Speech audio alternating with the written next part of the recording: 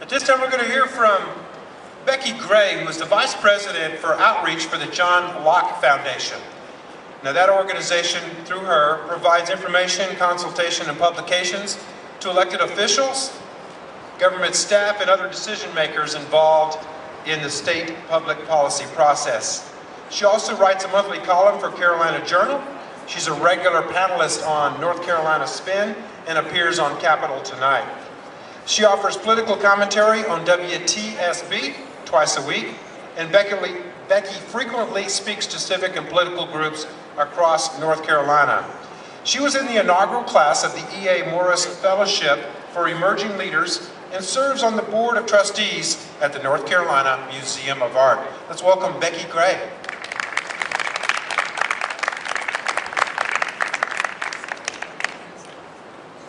Thank you so much. Thank you for that kind introduction. Patty, thank you for your leadership in organizing the event, and for all of you for being here. As it was mentioned, I'm with the John Locke Foundation. If you don't know about us, you need to. I brought some information, brought some bags with information about the John Locke Foundation. Pick one up before you go. If you've got one, pick up a couple more to take to friends. The more people that know about us, the better. We've been in North Carolina for 23 years. We are a public policy, free market think tank. We are nonpartisan. We don't endorse candidates. We believe in fighting for freedom. We believe that liberty is important. We believe that the Constitution is a rule book, not a list of suggestions. And our main job is we get up every day and we fight for freedom. And I hate to tell you, friends, but freedom is at peril. Freedom is at peril in North Carolina and in this country. And there is a growing awareness that religious freedom is under new and sustained pressure. And we've seen that particularly with Obamacare and these mandates from a taxing standpoint, from a policy standpoint, with the contraceptive requirements under Obamacare. Religious freedom is clearly at risk. But it's really worse than that. It's worse than just Obamacare. We see it spreading. Virginia Fox talked about the frog that was slowly being boiled. And that's what we have. We see it on college campuses across the country, where traditional Christian student groups are being kicked off campuses because of their adherence for their membership to adhere to morality on sexual behaviors.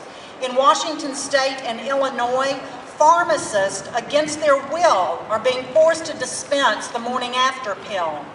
In New Mexico, a Christian wedding photographer was fined because she refused to take the business of a same-sex couple. And we've seen it going through the courts. The Defense of Marriage Act is being litigated in courts across the country. And getting back to Obamacare, at the last count, there were 28 separate lawsuits pending in federal courts involving 80 separate plaintiffs. We've heard a lot from the Catholic community opposing the Obamacare, but it's not just from the Catholic community.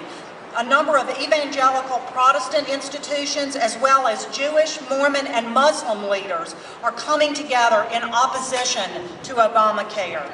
And it's really made me think about religious freedom and the right to exercise our religious freedoms, what that means.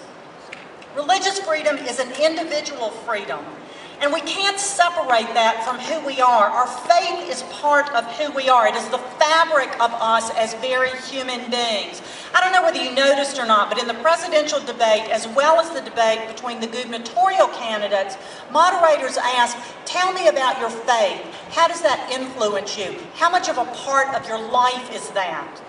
And what that tells me is that faith is the very fabric of who we are, the very fabric of who we are as human beings, and it can't be separated. But it doesn't stop there.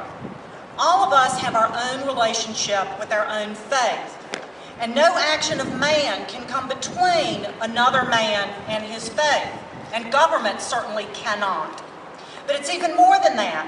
We don't practice our religion as a solitary act in and of itself by ourselves, but we come together with others, much like today. We come together in communities. Think about your Sunday school class, your synagogue, your congregation, the Catholic community across the country, across the world. of the different dioceses, of all of the different religions, and then how those different religions, how the different religious communities come together. The vitality of faith comes in this communal character that we all share. And with this freedom, we have the freedom to meet and to organize like we have today. We have the freedom to teach and to witness and to undertake educational and cultural and charitable efforts as we see fit.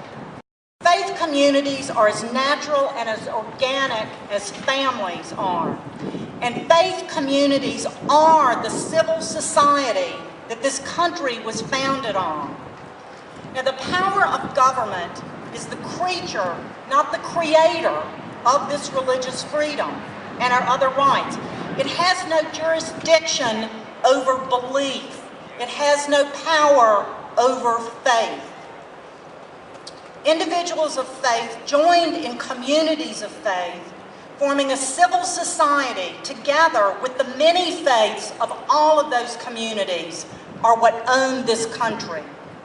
The state's authority comes from us, and its power, the power of the elected officials, of those that we will elect in just a few short weeks, cannot be greater than that we rightfully give to them. We cannot give the state power over our conscience, over our faith, over the very being of who we are, because we ourselves do not have that right to come between God and our fellow citizens.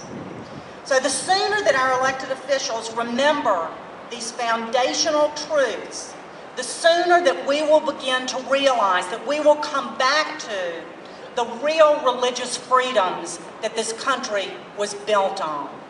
So as we move forward with this, if you have not voted, please vote. As we move forward, some of the speakers have talked about the importance of this election in November, but even past that, of how we need to grasp these freedoms back and hold on to them. We need to hold on to them as if our very freedoms depend on it, because you know what?